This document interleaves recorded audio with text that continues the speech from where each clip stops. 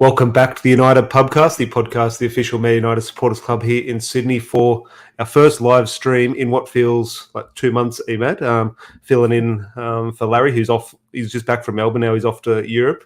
I'll fill everyone in on the sort of Larry update in a little bit. But yeah, it's been a few sort of pre-records at the pub down in Melbourne, but we have returned to Sydney and good to be sort of back in our sort of usual setting. So I'll say good day to everyone in the live chat in a little bit. But before we get started, Emad, just first of all, big congratulations goes out to you and a potential new Man United signing, I hear. Yeah, mate. New signing coming in January. We just we can't get him in this window, so we're going to go for the January window. No, definitely big congratulations. Expected, I think, mid to late January. So yeah, who knows what our squad will look like in January? We could need all the additions we can possibly get. The way United negotiate, he probably won't sign until 2062 or something. Sort of pre-contract agreement or something. But I'll say good day to some guys in the live chat. Adam, good to see you down in Melbourne, mate. Rob, definitely shared a few drinks with us down in Rob. Take me back to the weekend. I do need to recover, so I would like to go back, but time for a little bit of a rest. Justin, good to see you down there, mate, as well. Evening, guys. What a weekend. Great seeing and hang out with everyone, of course. Mike, I'm sure everyone knows Mike in the live chat. Met him down in Melbourne outside the Players Hotel.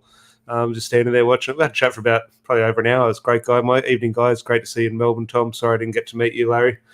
Yeah, well, Larry's back off on a plane now, so it'll be a while before you see Larry again. Dion, good to see you. Good to see you, mate. George, as always, mate. Hope you had a good weekend as well. And Pram, obviously, legend down in Melbourne as well. Obviously, Man United have just touched down in Perth. And we'll review Melbourne first. There's obviously plenty to talk about in regards to Man United news, and we'll talk about the front three and the Ronaldo situation. I'm sure there's Frankie de Jong tweets, which I haven't looked at the moment, sort of thing. So we'll get into all that stuff, but we're in the middle of pre-season. Man United are still in Australia. We'll just have a look back while sort of people do join the live chat. Just give us your thoughts on the weekend. Obviously, you were down there for the first game. A few of us in the live chat there were down there for both games. I'm just thinking, just your takeaway from it, whether it be a football takeaway from supporting United, just what were your sort of overall feelings around the tour? I said this, me and Adam done our pod on our channel yesterday, and I said this to Adam. So this is my first proper, sort of interstate, pre-season tour. And what I've learned was that it's got nothing to do with the actual game itself. The game is just a bonus. But the chaos that ensues around everything Manchester United, it's full on, man. It is hard work. Like, I was there Friday morning. I arrived. I left Sunday evening, and it was like a couple of days worth of walking, and I'm buggered. Yeah. But my greatest takeaway, obviously, the supporters clubs, meeting all the fans, all the United fans from not just Australia and interstate, but around the world. People were following them from different countries. So, just interacting with everyone, singing all the songs. I think that's the greatest part of it. And like I said, the game was just a bonus. Yeah, no, definitely my thoughts. The games, well, we'll get into the sort of football side of things and what ERIK ten Hag has been able to implement and the benefit and the positives we are seeing. But before we get into that, and just the players, look, everyone in this live chat, you and me both sitting here as well, have been so critical, and rightly so, been so critical of these players over the last couple of years, especially last season. It was Man United's worst ever season in the Premier League. So, of course, we had a right to be critical. However, it is one of those things where you talk about it's not just about the game supporting Man United, it is about everything else. I'm just thinking we had it sort of a few times sort of up close and personal with a few players, sort of met them, got stuff signed, some photos sort of thing. And I'm just thinking, of course, players are nice guys or people are nice guys. You and me can't just walk into the Man United team because we're nice guys. Obviously, at that level, you do need to be critical and have questions over every single player and sort of always demand the best. But seeing them up close and personal, was there any sort of not light bulb moment, but sort of, oh, hang on, okay, these are just players. I need to take it a little bit easy on this guy, or actually seeing this guy in person gives me a different perception, or is it a real, no, okay, is what it is, the tour, and now it's back to reality. And demanding what you sort of did last year, or did it give you a different perspective? It did give me a different perspective because, look, and like you said, we were critical of some of these players, and if not all of the players last season, and rightly so. But then what I saw over the weekend, being as close as I've ever been to a United footballer, I shook hands with our long lost prodigal son, Scott McTominay, had a chat with him, took a photo, got a signed photo with him and a shirt, and it put that human element into it. And you just look and you go, they're just ordinary guys, but who are just very good at what they do. But then I think the light bulb moment came when I was like, okay, I'm going to take, and I said this before, I was going to take it easy this upcoming season anyway. I wanted to be a bit more positive, but I think it was might have been the Saturday afternoon when they turned up, when they come back to the hotel after their training session, and just the madness of the people, like yelling at them and screaming at them and just treating them like they were circus freaks or zoo animals. And I think you and Larry mentioned it on one of your pods down there, one of the tour pods. You go, well, like, guys, relax. They're just people, but if you show them the respect, they're gonna pay it back. But if you're gonna yell at them, and there's some of the people out in front of the hotel was borderline abuse. And I remember I was standing next to you when that we had an angry Karen. She was giving them some stick. It's like, oh, really? How embarrassing! Like, how can you say that, man? Like, just leave these guys, especially the young kids, 17, 18-year-olds on tour. People yelling at them. Man, look, it put a human element to it. It sort of makes you want, like, you have to take a step back from how you perceived the team before, how you perceived them as players. Man, I was probably the most critical person of Harry Maguire. I've called him. Well, that goes into my next point. That goes directly into my next point. I just wanted to bring up some live chats. Then I'll go into the Harry Maguire, because no doubt that was a huge issue over the week. George here saying, I'm a harsh critic when it comes to United, but I think Ten Hag will get it right. We look different, and it's not for the better. If Ronaldo wants to leave, fair enough. Bring on the new season. Adam here just talking about Melbourne, meeting people at the pub events was better than the game, which, I completely agree. Borche, I miss Borche down there at the Football Capital. Make sure you go and subscribe to the Football Capital. Yeah, I had an injured back. I actually missed the game on the Crystal Palace match. I was tucked up in my hotel bed with a sore back. And congratulations, Emad. Sully, good to see you down in Melbourne as well. Thanks, Borche. Munsey as well. Big up, lads. Great show as always. And his head is massive. So we'll touch on Harry Maguire. Your thoughts on that? Because yes, you've been very critical of Maguire, and here I like to think I've been very critical of Maguire, but I've been one person on here who's defended him more. Not so much defended him. I think I've sort of defended him against the over-the-top criticism. I think his performances have warranted huge amounts of criticism. He hasn't been good enough. But I'm just thinking the treatment he received a little bit in the Melbourne victory game, but especially, well, I definitely heard it. Maybe you can give a different perception or perspective from inside. Oh no, you actually weren't at the Crystal Palace game, were you? But maybe someone in the live chat can let us know what my iPad at work.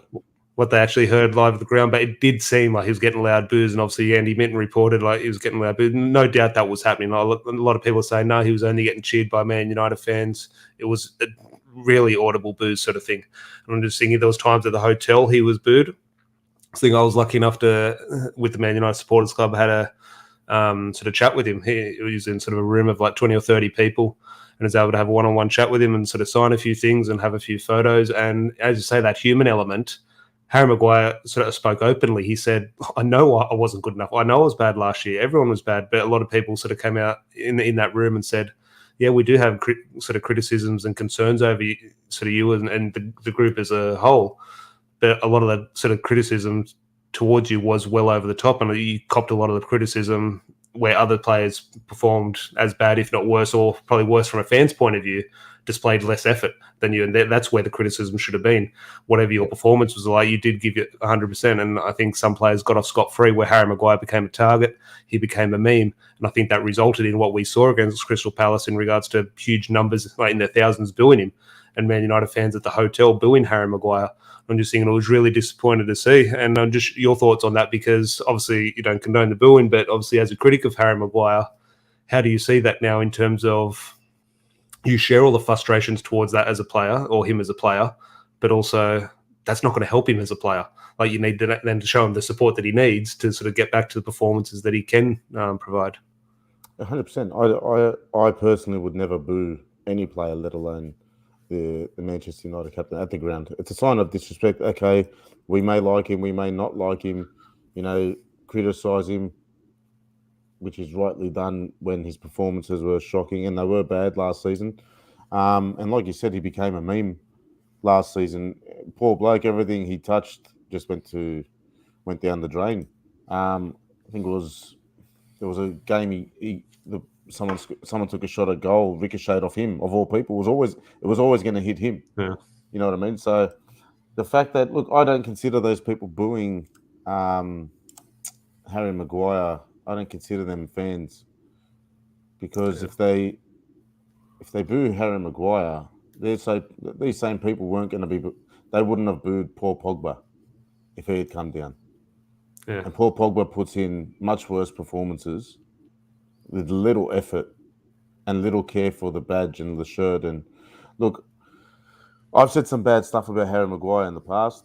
You know, I've not just criticised his football, but I've even questioned his character as a man. But like, obviously, that's just being on the other side of the world. But being face to face in front of him, you know, over the weekend, and that human element, as we touched on earlier, I mean, it changes your perspective.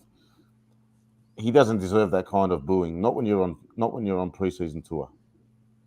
You've come on. How do you see this? We'll get into sort of the front three, which a lot of this podcast will be about.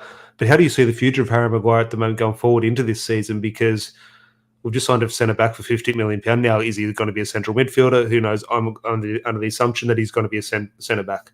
We have a World Cup winner in Rafael Varane, who's won countless Champions Leagues. We have Victor Lindelof, who out of probably the last season, or out of all our centre backs, probably our best performing centre back. Look at Eric Bailly, who is fit, should be potentially knocking on the door now. That's obviously a different debate. But I'm just saying where you sort of potentially rank Harry Maguire is potentially quite low on how you view football. However, ERIK ten Hag has come out and said, no, he is the captain. And I'm just thinking it is a weird situation at centre-back this year. Well, if you look at the game against Crystal Palace, Harry Maguire is probably one of the best on the ground. He actually played very well against Crystal Palace. In terms of where I'd rank him personally, if I look, I'm going to strike a name through Eric Bailly's name now because what we see now, God knows what. Like I've had my heart in my mouth every time he's touched the ball, and although he's come up with two fantastic goal-scoring plays in the last two, in a couple of preseason games, I just know something's going to happen where Eric Bailly is just going to be like kamikaze. So I'll strike a line through his name. Varane, World Cup winner, multiple Champions League winner, preseason Maldini. World Cup, but how often did he play for us last season? Very injury prone now. You know, a gust of wind and he'll get injured. And Lindelof, like you said, most unlucky. I see Harry Maguire, he's going to be pivotal to our season. And if he does have a good season, I think that'll go a long way in exercising the demons of last season and rectifying all those wrongs. If we go a long way and he goes a long way this season and improves this season, if we jag a cup or a trophy, people will quickly forget last season, man. Well, just on here, George brings up a point. I just sort of want to go back to the last thing you just said there. Good evening, guys. Even though Maguire may still be club captain, I don't see him starting, and therefore someone else wears the armband. Good move from Ten Hag, not to unsettle the dressing room. And I think I was speaking to one or two people at Man United, and they said, yeah, if he did strip Harry Maguire of the captaincy, just would have shattered him. They would have had to sell him. And obviously, Harry Maguire is unsellable in regards to the fee Manchester United want. So potentially, it is a bit of a masterstroke by Ten Hag, even if he doesn't sort of see him in his sort of first team plans. I'm just thinking, the last bit on Harry Maguire, do you see him being able to, because again, we put this human element onto it, and I'm sort of lucky enough to sort of get a few things signed from him, sort of have a quick chat to him. And I'm just thinking, is he able to, and is any player, you can say this for Scott McTominay, you can say this for Bruno, Ronaldo, whoever, but especially in Harry Maguire's case, do you think he's able to differentiate what those boos are and say, okay, they're not Man United fans, and sort of just harness the energy of proper support? Or do you think he thinks the proper supporters are booing him? Like, do you think he's able to differentiate that, or do you think it's just sort of one big noise? I'd like to think that he'd be able to differentiate. I'd like to think that he'd be able to not let it bother him. I could see this kind of behavior, this kind of crowd booing and stuff would affect the likes of Anthony Martial. I'd like to think that Maguire is a bit more thick-skinned than that, to let that affect him. And if you look at, I know, as woeful as it was, his interview at the end of last season, where he thought he actually had a good season, it shows he's quite thick-skinned or just quite thick, one or the other. But I don't think noise would like that would affect him too much. I mean, it didn't look like it affected him the other night against Crystal Palace. And like I said, he was one of the best on ground. He actually went on and had a good game until they were all subbed off. So hopefully, man. Look, I've always told you, Tom, when we've spoken, one-on-one, I don't care who the players are. I want them all to do well because that means United does well, and that for me. That's the most important thing. No, definitely. If you are happy that sort of Harry Maguire, sort of his potential, or if you think he is going to sort of not turn things around, but sort of get back to where he needs to be, please do leave a like on the video. That would be great. Make sure you are subscribed. Now, someone in the live chat, please do let me know. I've been fiddling around with the YouTube settings. I think there is potentially, now I'm not urging anyone to do it, but there is the option to send in super chats now, which is a good addition to the podcast. Now, definitely don't send in your super chats just for the sake of it. Any money that does come in, obviously, just go back into the podcast in regards to cameras and microphones and sort of thing. But definitely do not feel the urge. Just throw chats in as normal. That's more than enough for Larry and I and Emad, of course. But we will move on to seeing the title, the front three. ERIK ten Hag's preferred front three. You look at it, Cristiano Ronaldo is a player. He's a Man United player against Brighton. Ronaldo, first name on the team sheet, it's who he is. The way we're playing now, you can make a case we could play better with Ronaldo or we'll be worse with Ronaldo. The way we're playing at the moment, we'll play different with Ronaldo. Again, better, worse, who knows? That chemistry that front three has at the moment is seemingly working.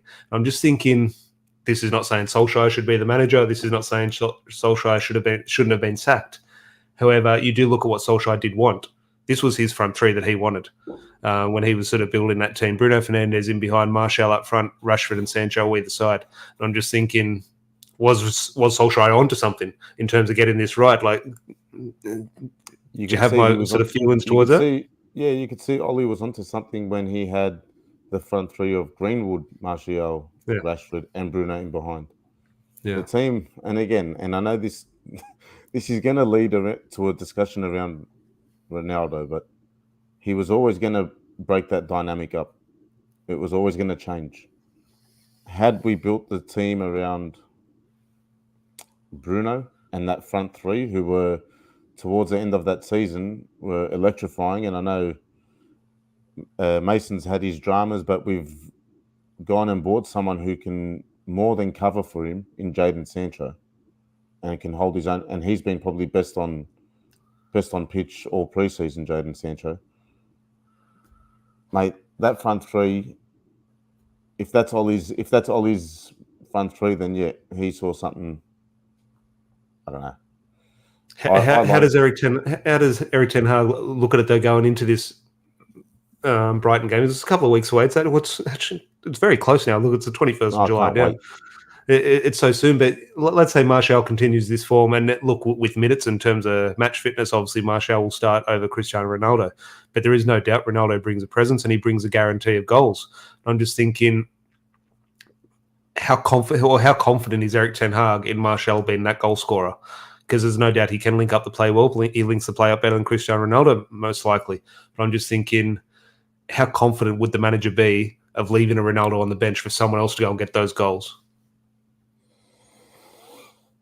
I think about the goal that Jadon Sancho scored against Crystal Palace. If Ronaldo starts in that front three ahead of Martial, do we score that goal? I would say yes, but just 2 minutes before when live, I saw a goal against Brentford we scored last year, and the ball came in and Ronaldo sort of did that chest over to Bruno on halfway and sent Bruno through. I think Bruno maybe squared it to potentially Greenwood. I think it was maybe. But when that ball I take your point. Yes. When that ball come into the 18-yard box, and I think Martial tapped it onto Donny and then Donny to Sancho. Yeah. Put Ronaldo in Martial's position. Does he pass the ball to Donny there? I don't. Yeah, no, you're completely right. I don't think he does. That's the kind of link-up play that, and I know Larry touched on it in Melbourne as well. That's the kind of link-up play that Ten Hag, that's his implementing, right? He's implementing that style of play. I don't think Ronaldo is going to provide that. That link-up play is so pivotal to what Ten Hag is all about in terms of keeping possession of the ball, one-touch passing. I don't see these chances we're creating, though, in this football we're playing, and okay, this type of chance or this type of movement, in an English Premier League game when points are on the line, are we going to be seeing the same? No, obviously there is a style of play, Ten Hag. Obviously we are seeing signs of progression towards that. But in terms of when we're getting the ball against Melbourne Victory and Crystal Palace C team, we're attacking at will. Okay, we'll try and attack this way. We'll try and score this type of goal. That's not going to happen in the Premier League. I'm just thinking we might get 2 chances a game. At the moment, we're creating 3 or 4, and it looks very good. But against Brighton, we might have 2 chances. And who do you want that to fall to, Ronaldo or Martial? No, I understand that. But I just think the whole team will play differently if he's not on the pitch. I think it's always been the case. We always made it with Cavani. We always said we're a better team. That's right, because Ronaldo's the focal point in any side he plays in. He's the focal point. He's going to be the main man. He's going to always want to score. He's always going to want to be on the ball when it's in those dangerous areas where the better option may be to lay it off to someone else. I don't see Ronaldo doing that. And I understand your point in terms of, if we've only got 2 chances, who do you want scoring 1? I'm going to say Ronaldo. But it's a pickle of a situation. It's a catch-22. Yeah, you're damned if you do, you're damned if you don't. But I just think for moving forward and progressing and seeing this club move forward, I've always said this time, I don't think Ronaldo's in that picture for me. I think it's almost like the goalkeeping situation with Henderson and David De Gea all these years. I say, just make a decision. Even if I disagree with, just make it. And I think it's almost this one with because Ronaldo. You'd back it either way. And I remember you saying that a few times. You'd back it either way. I think the same thing needs to happen here. We're the cutting big decision, though. Yeah, but it's also an old decision. He's getting on me. And I know he's an Adonis of a bloke and fantastic, but if we want to be up there, I just can't see him. I can't see him being a part of this unless he wants to, come off the bench with 20 to go. And how do you see? Let's say now a lot of rumored clubs around Europe, whether it be Chelsea, Atletico, Bayern. Obviously, his name is still going to float around those types of clubs. Yeah. Let's say Chelsea, and this is not an argument. Okay, it weakens us and strengthens a rival type thing. How do you see him going at Chelsea? Because here we are. Whatever you think of how Thomas Tuchel plays, however you think ERIK ten Hag plays, we sit here and say, okay, we're a better team with Cristiano Ronaldo out of the team. We're better with Martial, or we're better with this type of striker. Are Chelsea better? Goals-wise, of course, they are better with Cristiano Ronaldo. Any team is better goals-wise. Yeah. Are they a better team with Ronaldo? Does it actually strengthen them? I think it would. I mean, it's a definite upgrade on Lukaku. Yeah. You know what I mean? Well, he's not there. Well, that's why it's a definite upgrade. But even if he was there, I think Ronaldo would suit Chelsea's style more than what Lukaku did.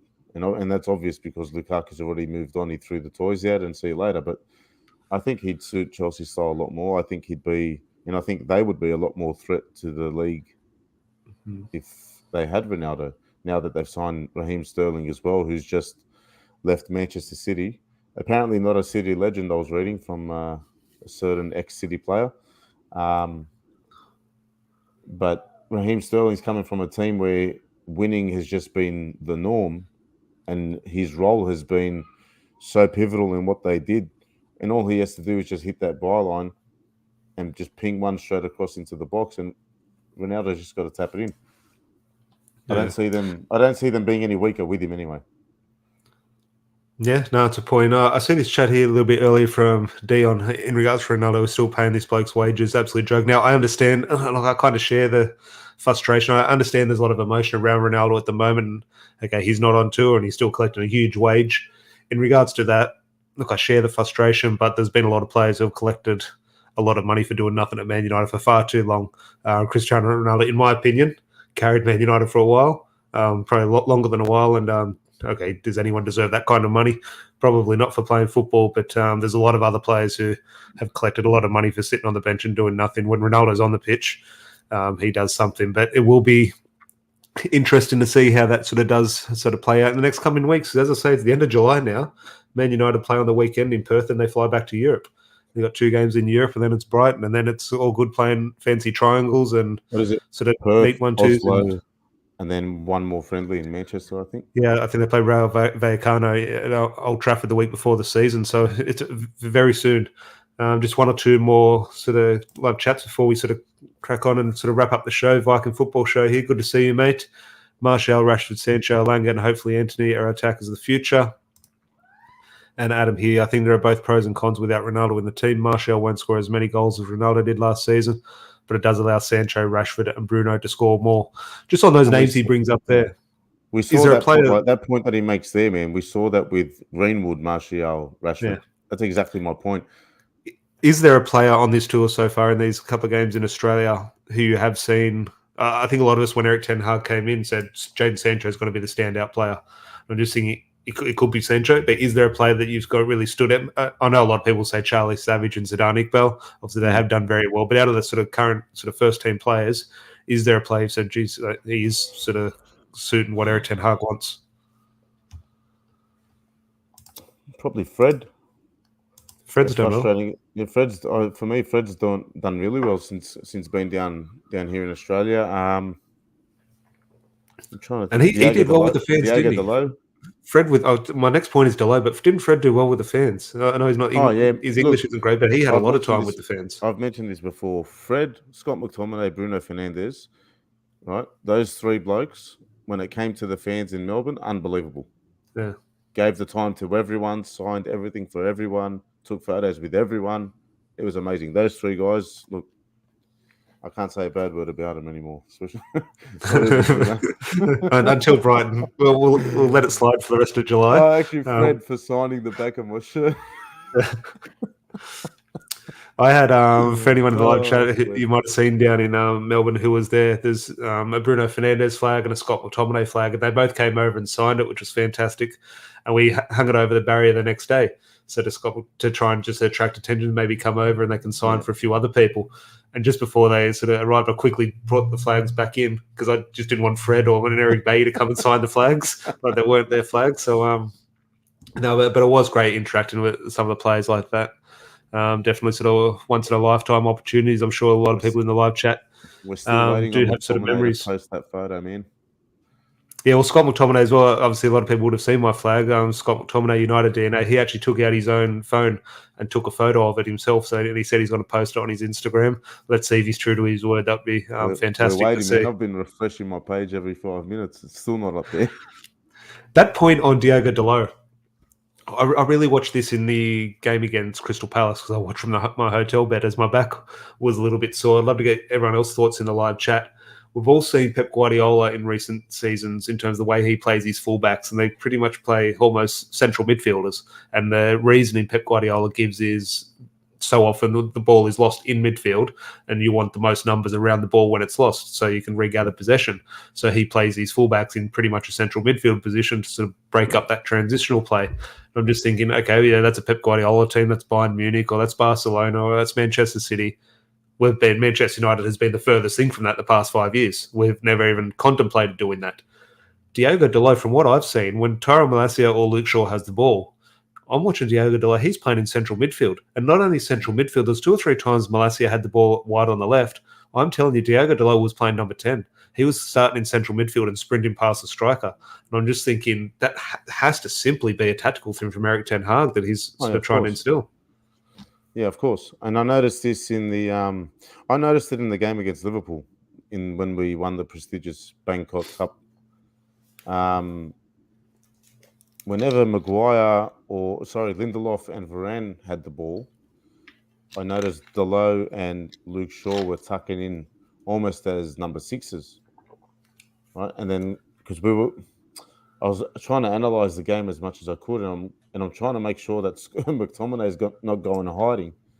And then I realized he wasn't going hiding. Yeah. He's got 2 other players who have just tucked into his position and then given him and Fred and then Bruno the opportunity and space to move around a bit more. So I did notice that in that game. And then again, I didn't notice it so much at the Melbourne victory game because you can't really notice much of the positioning when you're at the game. But I did notice it against Crystal Palace with Diogo Dalot. For me, he's been quite impressive this whole preseason tour as well. Just watching him play, I can see he's just, how can I say it? He's just finishing off his passes and his accuracy and everything's just sort of coming together for him.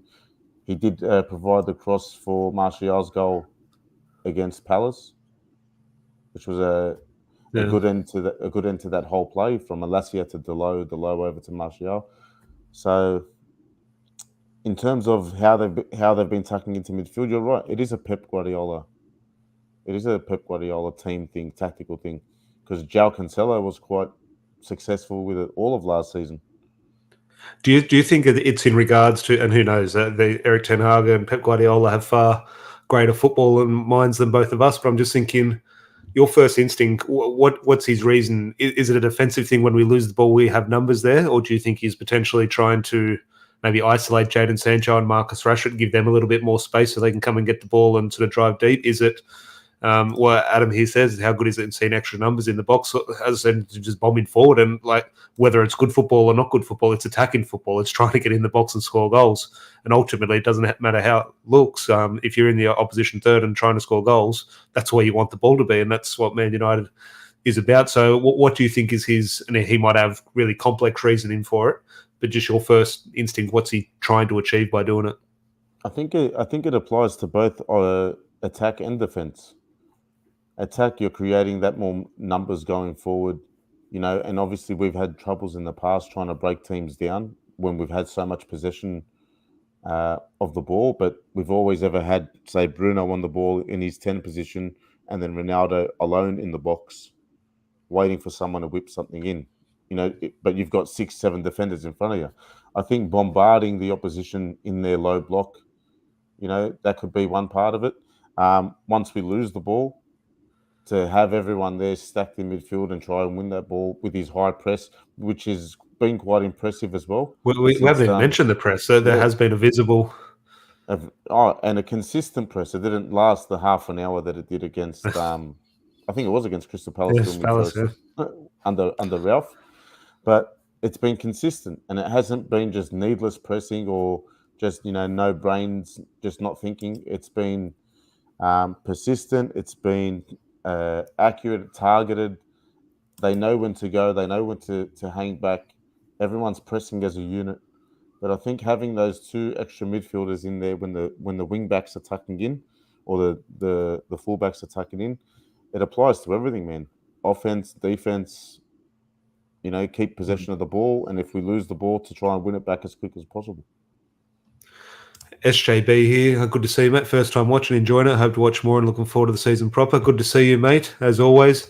And the Viking Football Show here. I said this months ago, Ten Hag will improve every single player. We haven't. If they don't, they'll get sold and never play it. And I just think we've just sort of praised Diogo Dalot and what ERIK ten Hag is doing with these fullbacks. Aaron Wan-Bissaka, now he's obviously linked potentially with a move back to Crystal Palace. So I'm just thinking all these players do have the potential to improve, or you could see how ERIK ten Hag could get an extra 5 or 10% out of them. In terms of what he's getting Diogo Dalot to do from the right-back position, I can't see him demanding that of Aaron Wan-Bissaka. So I think of all these players trying to improve or getting more out of them, I like Aaron Wan-Bissaka. I think he's an honest pro. I think he does his job well. I think his future has done it now at United. I think if ERIK ten Hag's going down this route, I think it's best now if we can try and cash in on Wan-Bissaka. I believe so too. I don't think he can fulfill that role. I don't think he has what it takes. Like, we see him week in, week out. He struggles on the ball. Thank you, Josh. He struggles on the ball as it is out on, running down the sideline. Yeah. I don't see him. Yeah, cash in now, Tom. I think you're right on that one, mate. Yeah. Just one or two more comments before we do wrap up. Jordan, good to see you down in Melbourne, mate. Evening, lads. Good to see everyone in fresh last week. Looks like ERIK ten Hag as a squad moving in the right direction. Look, there's definitely positives to it. Viking here. I keep Aaron Wan-Bissaka unless we buy a right back. Yeah, well, look, we have bought a left back. I think a lot of us at the end of last season were saying maybe we buy it right back. It's been a little bit quiet. I know that Dumfries from, I think, Inter Milan has been rumoured a little bit. So it will be interesting to see what happens to the fullback situation. But is there any sort of Man United news I have missed? Because when we were down in Melbourne, we thought, okay, we'll be so close to all this Man United stuff. I didn't have my phone on the whole time, because you're just talking with people and you lose track of time. And suddenly, I didn't know Lisandro Martinez signed for 24 hours. No, that's it. I was on top of that. I saw that one come through pretty quick. In terms of other links and, transfer news, not so much. It's more about who was at the club being linked to somewhere else that I've heard of, like Lingard going to Forest. Yeah. instead of I'd West like to Ham. see him sort of stay in the Premier and whatever anyone's feeling is towards Lingard at the moment. Just as a footballer, you'd like to see him stay in England rather than go to America. There has been one or two links with DC United. You'd like to see him still have a crack in the Premier League. Yeah, well, no, we've always wished him best for his future. Anyway, we were happy for him to stay at West Ham when he went out there on loan, and that was probably the best spot for him. But the stars didn't align for him to stay there and get that move in the January window. But I don't know, wherever he goes. I haven't heard anything else in regards to any other players. What I did want to mention to you, Tom, and this will make us feel old. I said this to Adam. You don't have to mention it if you don't want to. How about David Beckham's son and Phil Neville's son getting their debuts? What a free kick as well. Like, talk about runs in the family. That free kick just seeing that, knowing that his sons are making the debut. I remember when they're walking on the pitch as that little when we won the Premier League, and he's got these kids on the pitch. Then they were babies back then. Now they seem making their professional careers, kicking them off, and it's unbelievable, man. Time goes fast, huh? No, definitely. Adam here saying, couldn't agree more. Forrest are better off giving 3 players 50,000 a week than Lingard 150,000 a week. It will be interesting what Lingard potentially demands and what his motivations are, whether that be financially or whether that be sort of football, or if he goes to America, what we talk about these players being humans, and maybe he does have a eye to the future in regards to different sort of marketing campaigns or futures away from football when he does retire. So maybe that is something that is appealing about America. And as I said, we do wish Jesse Lingard well. We just hope football-wise it is at the top level, not America just yet. But I think we've done very well, man. We're coming on 40 minutes. We haven't mentioned Frankie de Jong, and that's all I'm going to mention because I don't think there is any news worth discussing around him. No. It is all very bit boring. Obviously, Christian Eriksen and Alessandro Martinez, you would assume, will join the squad in the match when they play in Norway. You'd assume they'll sort of join up with the team there. There's no point flying out to Perth now, travel across the world just to travel back. In Perth? Yeah, so they're playing Aston Villa on Saturday night our time, which is good for Australia. Nice prime time viewing. If you are over in Perth, do let us know. Keep us up to date on what is happening over there. I'm sure one or two have travelled over. George here, Fantasy Premier League lads. Look, I love to start Fantasy Premier League, and then after once I get an injury or I miss a deadline or something, just drops like, he's out. No, it's me. It's when I miss a deadline, like when there's midweek and you miss one thing, and then you just never sort of get back into it. But we could start one. Could make it interesting. Do let us know if you want to set it up for us. Feel free. We can share the link, but send us a message and we can tee all that up. But yeah, Emad, okay. Man United are on our shores in Australia. We just discussed Man United in Melbourne. They're obviously over in Perth now. They've stayed clear of all the transfer sagas, which is good. The Ronaldo situation, the front three, etc., and obviously the Harry Maguire situation. Do let us know your thoughts in the comments below. Your thoughts when Harry Maguire was booed both at the hotel and on the pitch, and just let us know your thoughts in the comments below. Anything else I haven't missed, Emad? No, I think that was pretty good. A good wrap up of Melbourne. Obviously, the Melbourne leg, you were there for the full week. What was the highlight of the tour for you? Like whether it be personal or just. Look, I took my nephew, who's 14 years old, I took him down to Melbourne with me. And I remember 2 distinct moments with him, which made me, it was a feel-good moment. It was when we were at the hotel, and he cleaned up with signatures, by the way. I think he got 7 or 8 on his jersey. At the hotel, got all those signatures, and we were on the way back to where we were staying. And I could just see him staring at his jersey, man. And I said, "You all right, buddy?" He goes, "Yeah." He goes, "I feel like," he said, "I feel like I'm about to tear up." I said, "How come?" He goes, "I never thought I'd see United in the flesh." And then same kid, same sort of moment, almost identical, on our way to the MCG. And he went real quiet. I said, "What's wrong?" And he goes, "I'm getting that feeling again." I said, "What feeling?" He goes, "I can't believe I'm going to go see Manchester United play like live in person." Yeah. I said, "Yeah, man." I said, "No, stick with me. I'll take you places." No, look, as I said, that is what it's about. Those were my moments, yeah. Man United's not just, I always say it, it gets boring, but I stand by it. It's not just the goals and the shiny toys in terms of signings. It's not trophies. If it is about goals and trophies, no issue. unfortunately, that's what City's for. That's what PSG. That's what Chelsea's for. Manchester United is more. Okay, yes, we do like those things, and they are a big part of it. But there is so much more to Manchester United than that, and it is everything that comes with it. And you mentioned tearing up. I had a similar thing as well in terms of us standing back in the room, and we had this thing. Adam's in the live chat. He could attest to this as well. Whatever our feelings are towards Harry Maguire, we're in a room no bigger than this room here I'm in now, and Harry Maguire up this close to him, and he started talking. I'm just thinking, whatever my feeling is towards this guy as a footballer, he's the Manchester United captain. In 50 years, we're going to look back at Harry Maguire, no matter how it went, he was a Manchester United captain. He sort of goes down in history, and I'm just thinking, I was sitting back going, I'm not crying, but Jesus, I was close to it. And I'm just thinking, I went up and got him to sign a photo of his goal at Ellen Road. And just his feelings when he saw, he said, he smiled and said, yeah, this was a good day last year. There wasn't many good days, but this was a good day. Obviously scoring at Ellen Road in the rain. And I'm just thinking that those are moments for me. I was lucky to meet Andy Cole again, obviously one of my favourite strikers growing up. And yeah, if you are in the live chat, or if you've missed the replay and you're watching on playback, let us know your thoughts on the preseason tour and your highlights or any memories or any players you met or sort of any standout moments. Do leave those in the comments below. And Adam here, love Harry. I'm pretty much best friends with him, I'd say, pretty much now. And so I'm all aboard Harry Maguire's captaincy for the next season. But I do appreciate everyone's support in the live chat. And as I said, Larry is flying off to Europe at the moment. So he's gone away for 4 weeks. So if you do want to come on the podcast, we will need plenty of guests. So if you do want to come on, send us a message and we'll happily get you on, because we'll obviously have all the regulars sort of back on popping up here and there. But if you do want to have your say, do get in touch and we'll definitely have you on in Larry's absence. But Emad, pleasure as always, mate. Nah, man, thanks.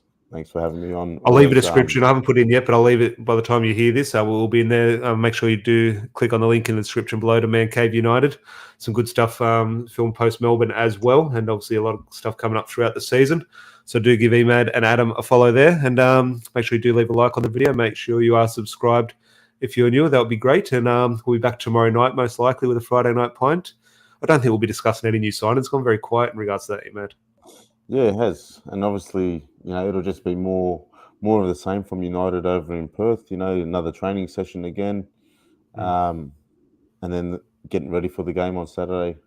Who are we playing? Villa, Aston Villa. Yeah, I don't know. It does. The transfer window always you go through this lull. Yeah. At the start of it's always high because the rumours are peaking. I think it's hard when literally the club is on the other side of the world to where the offices are. Yeah. So it is quite hard. So yeah, at the start of the window, the rumours are high and everything's full scale. And then now that we've got a few over the line, a few signings over the line, it's going to go quiet for a bit. I think this De Jong saga will drag on for a couple more weeks, and I think that'll be the main transfer link that we'll have. But I don't see anyone else coming in, to be honest.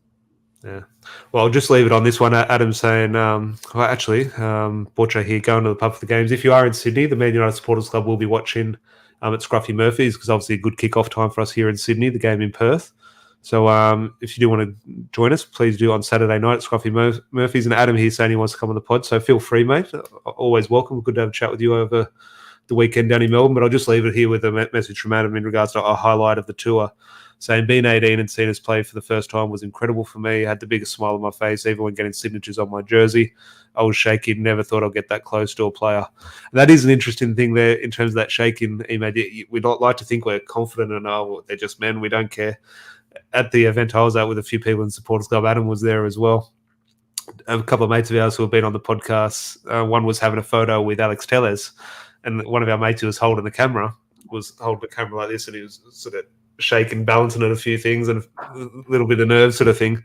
And Alex Tellez, who English wasn't great, goes back to this human element. He just sort of smiled and sort of smiled into the camera and said, I think he's nervous. And just one of those things. Like, it's a nothing line, but just we treat these players as sort of robots. We don't see that sort of side of them, sort of interacting with fans. And it was a moment that definitely stuck with us. No, of course, man. And like I said, it's easy to forget all these things, especially when they're on the other side of the world. You don't see them every weekend, in person and at the stadium. It's easy to forget who they are and what they are. And at the end of the day, they're just men. So, they feel the same, they bleed the same as everyone else. And we just happen to, maybe not love this lot just yet, but they play for the club that we all love. So, and that's the most important thing, that we back them. We back them this season in particular. I think this is going to be one of United's most vital seasons, probably in the club's history. I couldn't agree more.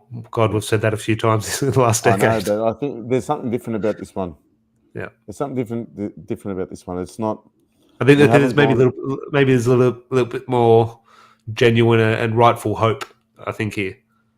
I think so. We've signed a manager who, he's not this like superstar rock star name, so to speak. You know what I mean? Like in the terms of Louis van Gaal and Jose Mourinho.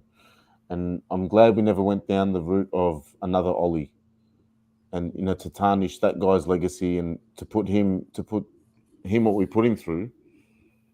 I feel sorry for Ollie by the end of it, even though it was the right thing to do to let him go. By the end of it, he looked like he had aged 60 years. This one feels different. It's a guy who, he's no mucking around, no holds barred. He's here to do the business. And you saw how professional he was on tour down in Melbourne. Like, very hard to get a smile out of the guy. Yeah. Someone I know got him off a bus to sign a flag, but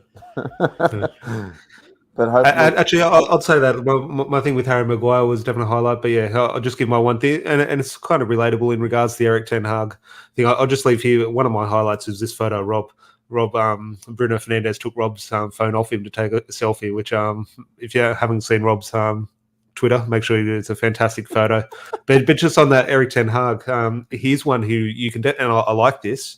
But also, just you look at it just from a personal thing. It's interesting.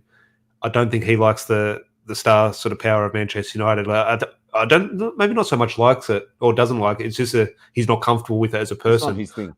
Yeah, I don't think he likes the sort of all eyes on him in regards to people asking for autographs. So I had the ERIK Ten Hag flag, which I think a lot of people have seen. It was draped over sort of right near the bus door where he was approaching. He walked towards it for about 20 metres. He could see exactly where it was at the bus door.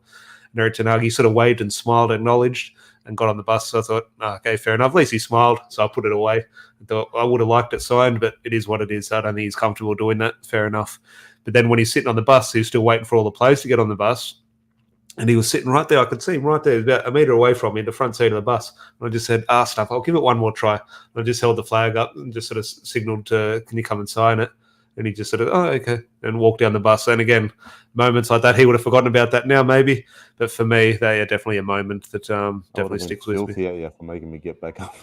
That's probably why you said, I'll do it now so he doesn't come back to the hotel tomorrow. But I hate that he looks like me so much. There's definitely a good video of the signature. Me meeting obviously my brother Eric. But until then, or until next week, Friday night pint. Sorry, we'll return tomorrow night where we discuss the latest from the week that was. Maybe preview the game against Aston Villa on Saturday. So do join us for that. Make sure you are subscribed. Hit the notification bell so you're notified when we do go live. That would be great. Until then. We'll chat to you when we chat to you. Cheers, man.